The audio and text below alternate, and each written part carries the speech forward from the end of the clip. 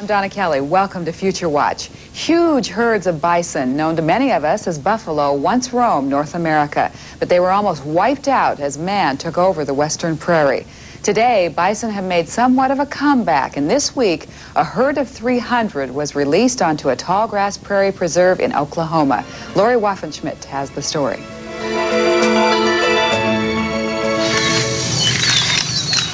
The release itself didn't take long.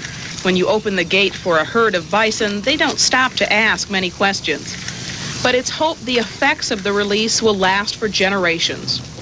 We should rejoice in the knowledge that the great-grandchildren of these children here will experience what our great-grandparents experienced out here. They'll experience the tallgrass prairie. And it is the preservation of the prairie, the entire ecosystem, including the bison, that is the goal here. 4 years ago, the Nature Conservancy bought a 30,000-acre Oklahoma cattle ranch and began to return it to tallgrass. Most people don't expect to see, expansive tracts of undisturbed landscape right here in the heart of the country. You think of big panoramas like this as being further west, in the western part of the United States. But right here in the Flint Hills of Oklahoma and Kansas, we still have these big undisturbed tracts of tallgrass prairie. And it's a real opportunity for conservation. That's where the bison come in. You couldn't preserve the tallgrass prairie without them. These prairie landscapes evolved under the influence of fire and herbivores, principally bison grazing. And there's a whole host of plants and animals that require all these different degrees of disturbance, ecological disturbance. Adult bison eat about 30 pounds of prairie plants a day, helping the ecosystem to revitalize itself. When they were driven off the land more than a century ago, the tallgrass prairie ceased to exist, and the bison almost did too. There were once tens of millions of bison in North America.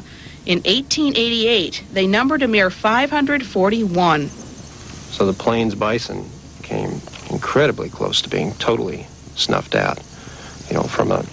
From an estimated population of 30 to 60 million when Columbus landed on the continent, down to less than 600 individuals. That's an incredible loss, and they came very close to being totally lost. Today, close to 150,000 bison roam the U.S. countryside, mostly on ranches. This is the first herd returned to its native habitat. But as the years pass, some of these bison, too, will end up on ranches. We don't have the native natural predators that used to be out here, the large predators. The plains grizzly bear and the plains wolf, they're gone. Those species are extinct. So as managers, we will act as the predator. So once a year, when we bring the animals in, we cull off or pull off the animals that we plan on selling.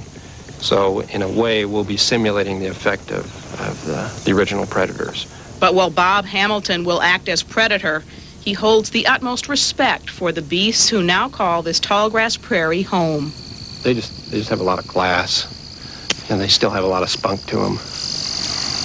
Individual characteristics, if you get to actually know the animals. You'll have some that are kind of, tough cases that'll make a point of coming after you once in a while. And then other animals that are very docile.